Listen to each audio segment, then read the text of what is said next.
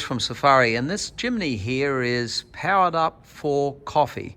I'm not going to reveal who owns this Jimny yet until he runs out his video, but we're going to show you we have put into this for the coffee 10 kilowatt hours of lithium.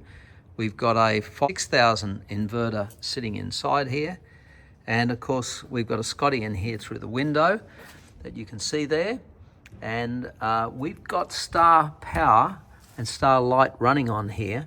So all the STARSHIP models. So here's the light here, and you can see there's white. And let's just stand back. When that white light's on, it just looks like a nice trim, all dimmable. And here's the wireless remote. So if I turn this on, I double press, I get different color, double press again, different color. And then we've got in here, through the colored window, multiple colors in there as well. We'll be able to sit back after doing the coffees and have a light show running. How good's that?